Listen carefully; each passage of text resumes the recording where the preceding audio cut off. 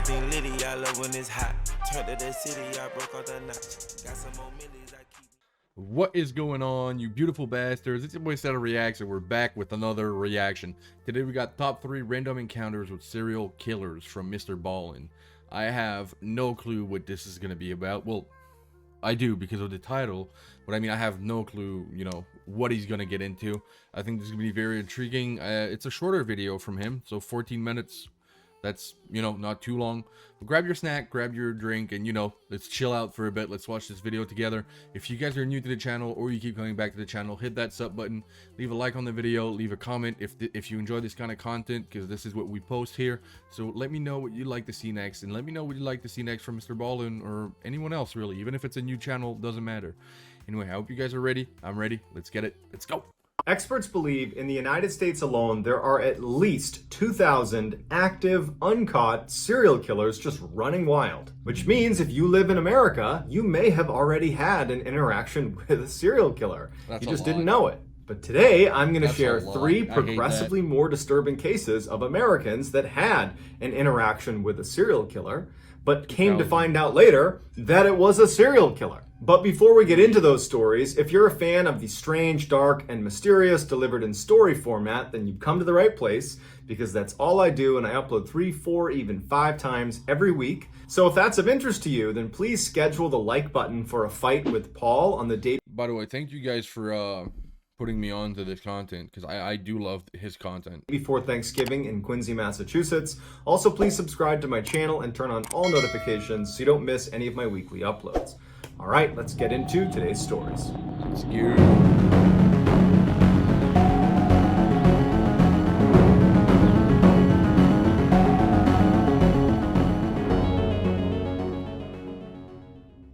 After spending 21 years in the U.S. Army, a man retires and moves to Central Florida with his wife and young son. Although his family had plenty of money because he had a pension coming in and his wife still worked full-time, he just got bored really quickly after moving to Central Florida and decided he would just take a job doing something just to stay occupied. And so he ended up taking a job at a highway gas station. One of the primary reasons he chose this particular job is because the owners of the gas station didn't care if his son came along to help him stock shelves and hang out behind the cash register. And so for years, that's just how it went. The man would work at the gas station and his son would tag along. Even after his son became a teenager and you'd think might be wanting to do other things, well, the town was so small, there was almost nothing to do.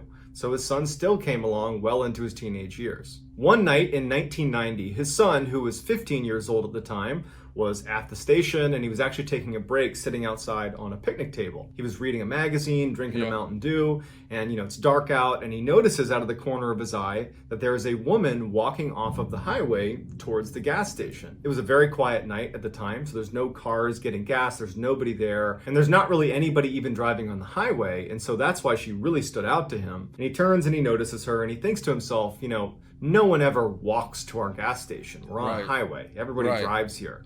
So she must have broken down and she must be coming here to try to use our phone to call a tow truck or something like that. So the woman is walking across the lot, coming closer and closer to the gas station, and the boy at this point has turned his attention back to his magazine, but he would say later that he kept looking up and keeping an eye on her because there was something off about her. The woman ultimately walks right behind him and goes in the door into the gas station. Doesn't acknowledge the boy, doesn't say hi to him, just walks straight inside, and she starts walking up and down the aisles of the gas station. Now, from where the boy was sitting, it's all glass, so he could clearly look in and see his father behind the counter, and he could see the head of this woman as she walked in and around all these aisles. And as soon as the woman was in the store, kind of pacing around the aisles, the boy put his magazine down and was just watching.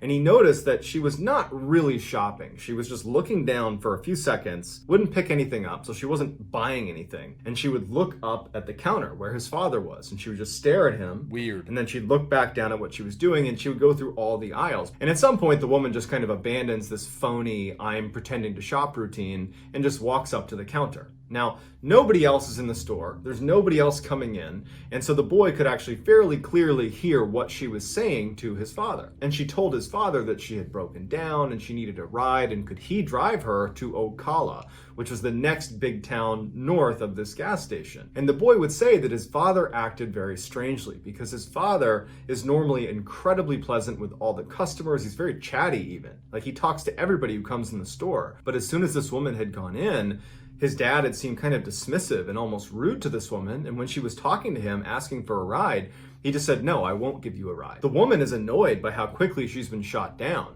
but instead of just taking no for an answer, she turns and looks at the boy who's sitting out on the bench, who's looking right at her, and she points at the boy, and she says, "What about him? Is he your son? Can he give me a ride?" The boy notices that his father, who's not within her eyesight, is looking at his son going, "No.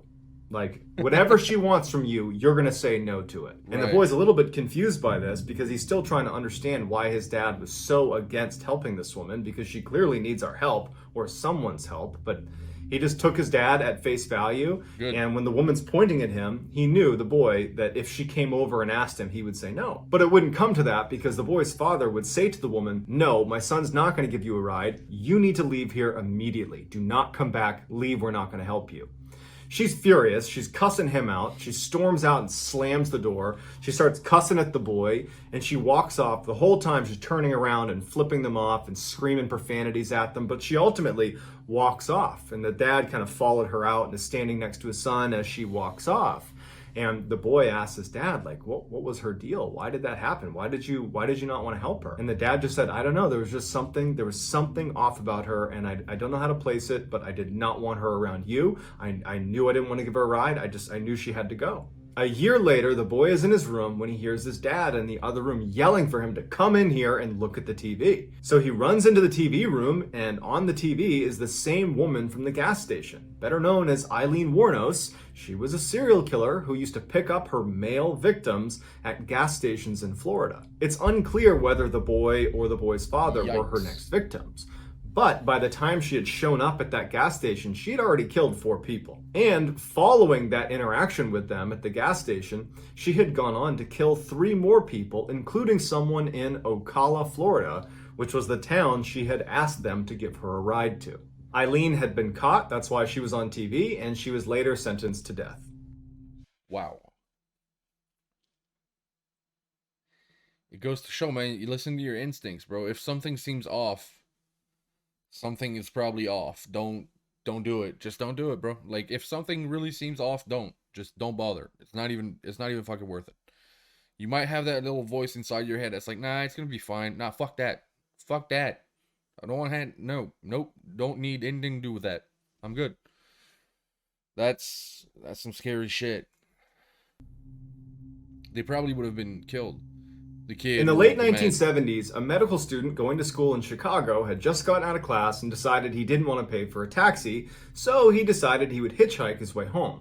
Now, this was something he routinely did, and at the time was socially acceptable. So he goes down to the road and he puts his thumb out, and eventually a car pulls up, and he would describe the man that is pulling up as looking normal and even friendly and lighthearted. It's a middle-aged guy, and he tells the student, "Hey, come on in, hop inside, I'll give you a ride." The student did not feel threatened by this guy and felt like overall this hitchhiking is fucking sketchy as shit, though.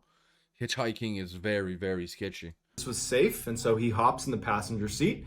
He tells this man where he wants to go. He says, "Okay," and they start driving off. So as they're driving, it's silent in the car. They're not making chit-chat. They're just driving along. And the student notices that the man misses the turn to go where he needs to go. And so the student turns to the man and says, "Hey, you missed the turn. Do you mind turning around and going back this way? Or, if you want, you can just drop me off here and I'm happy to walk. We're not that far away." The man, who had seemed really nice and lighthearted, suddenly had this really intense demeanor come over him. And he turns and looks at the student and goes, "Oh no, you're coming with me." The student is... Fuck that. I don't care if you're going... Well, most of you guys are probably miles per hour. I don't care if you're going 60 on the highway. I'm fucking jumping off that bitch. I am jumping the fuck off. Frozen in fear. He doesn't know what to do, but he knows immediately that this is not an idle threat. I don't know who he is, I don't know what's going to happen, but it's going to be bad for me. I have to get out. And so as soon as the car began to slow down even a little bit, I mean, they're still driving, they're not stopped. Jump the fuck student off. unlocks the door, opens the car, and jumps out of the moving car and smashes into the ground, rolls against the side of the curb, but is ultimately unhurt. I mean, he's banged up from jumping out of a moving car, but he was able to stand up and run back to his house. He didn't call the police because he really didn't know what to tell them, because he didn't have a great description of the guy, he didn't have his license plate, and the guy didn't do anything totally aggressive. It was more of a threat, but an ambiguous threat at best. It wasn't really clear what he wanted to do with him. It definitely did not seem good, but it just wasn't enough for him to call the police. And so the student just feels lucky that he got out of there and moves on with his life. A couple of years go by. The student at this point has basically forgotten about this encounter with the stranger.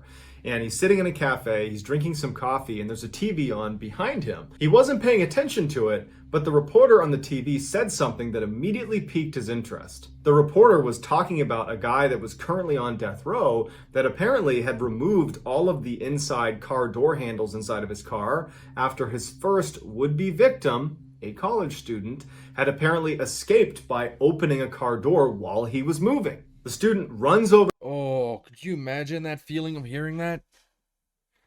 The feeling of hearing that? Bro, you would, like... Ugh. Oh my god, that is... sketchy. To the TV and sees on the screen there is an image of the guy they're talking about, this guy on death row, and it's the same guy who gave him a ride 2 years earlier. His name was John Wayne Gacy, aka the Killer Clown. He had killed over 30 men and boys in Chicago, and then after killing them in his clown room, he would stuff them into a secret crawl space in his basement. And although we can't be certain, it seems extremely likely that this med student was supposed to be the first victim of John Wayne Gacy, but he leapt out of the car, forcing John Wayne Gacy to change his strategy and make sure the next person was not able to do that. In the 1970s, a young woman and young man were on their very... Can you imagine, like, being in that car? Not even the first person, like, the second person, or if anyone else was caught that way. To just look to your right and see that there's no fucking handle. That you can't do anything about this because there's no handle. Very first date together, and it wasn't going very well. It wasn't going badly, it was just really, really awkward. They just were not meshing at all. And so as they're getting ready to leave and retire for the night, the guy is thinking to himself, I have nothing to lose here. We're probably not going to go on a second date.